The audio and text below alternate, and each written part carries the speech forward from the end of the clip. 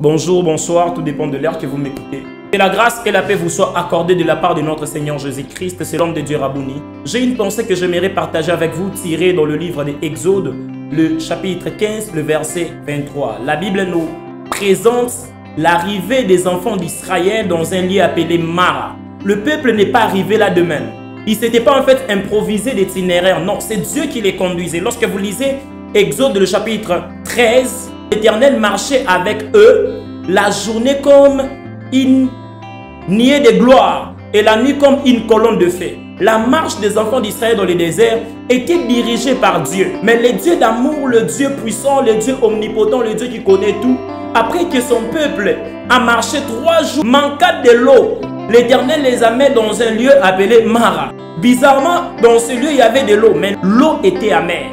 Vous savez, dans la marche avec Dieu, tout ne sera pas seulement bonbon biscuit. Dans la marche avec Dieu, il y a des situations difficiles. Et ce n'est pas démoniaque, ce n'est pas la sorcellerie, non. Cela fait partie du puzzle. Cela fait partie du plan de Dieu pour votre vie. Dieu n'est pas bon que lorsqu'il fait des choses qui vous font plaisir. Non, non, non. Dieu est aussi bon lorsqu'il fait des choses qui vous font plaisir. L'amour de Dieu dans nos vies ne se manifeste pas seulement par des choses que nous aimons. Dieu est amour aussi dans des choses qui nous font plaisir. Mais lorsque le Dieu omnipotent, le Dieu omniscient, permet à ce que son peuple puisse arriver à Mara, c'est pour leur enseigner qu'il n'est pas seulement le Dieu capable d'ouvrir la mer en deux.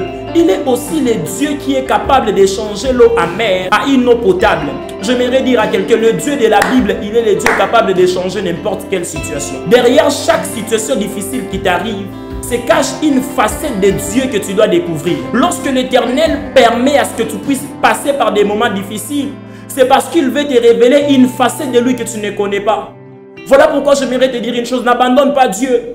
Parce que rien ne marche, parce que les gens qui étaient censés t'aider ne t'aident pas. N'abandonne pas Dieu parce que tout est bloqué. N'abandonne pas Dieu parce que tu as échoué. Non. Et Dieu ne disparaît pas dans vos vies parce que vous passez par des moments difficiles. Il y a de ces moments difficiles, vous les traversez avec Dieu. Et il est là. Et sachez que quand le Dieu d'amour permet que vous puissiez passer par une situation difficile, ce n'est pas pour vous détruire. Cette situation n'a pas comme objectif de vous détruire. Cette situation a pour objectif de vous construire, de vous instruire et de vous révéler une autre facette de Dieu. Et pendant ces moments, nous devons le faire confiance. Ne pas l'abandonner, ne pas murmurer, ne pas se détourner de lui. Que Dieu vous bénisse abondamment.